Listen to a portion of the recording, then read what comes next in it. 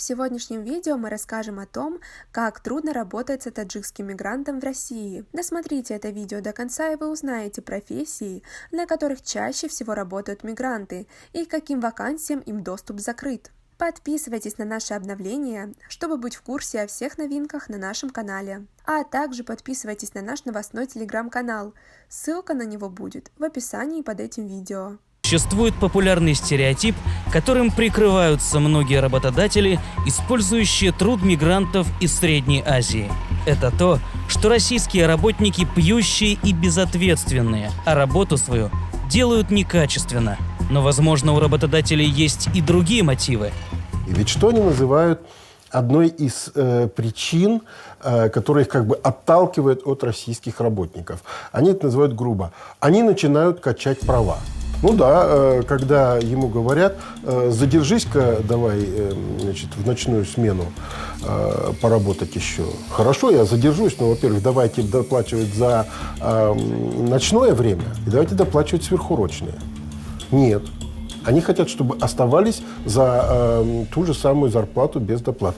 Но это неправильно. Чтобы был у вас хороший работник, который работает качественно, который работает дисциплинированно, но он должен чувствовать, что он обладает достойной зарплатой, что он трудится в достойных условиях, а это труднее. Это гораздо труднее. Поэтому, желая упростить себе жизнь, работодатели стремятся к тому, чтобы было побольше вот такого неквалифицированного, неформального, неограниченного труда. Тема миграции в последнее время стала очень популярной и обсуждаемой. И это многих привлекает уехать в другую страну, чтобы заработать больше и прокормить семью. Но каким образом зарабатывают мигранты в России? Давайте разбираться.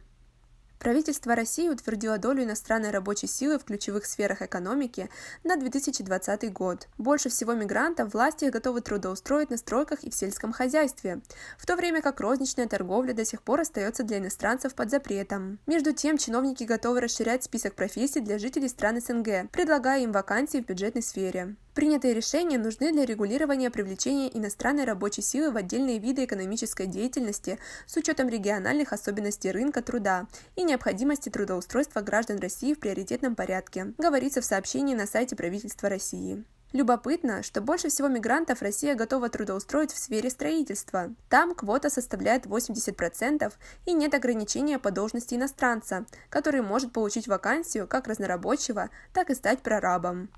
Есть для мигрантов и вовсе закрытые отрасли, в которых они не могут работать вне зависимости от региона. Например, иностранцы не могут заниматься розничной торговлей в нестационарных торговых объектах, в аптеках, на рынках, а также прочей торговлей вне магазинов, палаток и рынков. Дело в том, что россияне не готовы работать врачами и педагогами за мизерные зарплаты.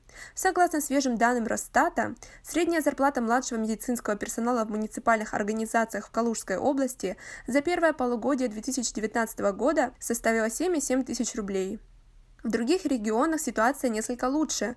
В среднем в стране младший персонал получает 28,2 тысячи рублей. Как вы относитесь к такому положению дел? Свои ответы пишите нам в комментарии под этим видео. Фактически в России уже не хватает медицинского персонала, а на подходе и представители образовательной сферы, признает эксперт, добавляя, что за счет мигрантов власти пытаются залатать дыру в сегменте. Кроме того, мигранты позволяют заполнить места в сфере обслуживания, куда помимо сотрудников общепита входят и водители такси и общественного транспорта. По разным оценкам, только в Москве трудовые мигранты составляют около 10% от общего числа сотрудников. На этом у нас все. Оцените наше видео подпиской и лайком.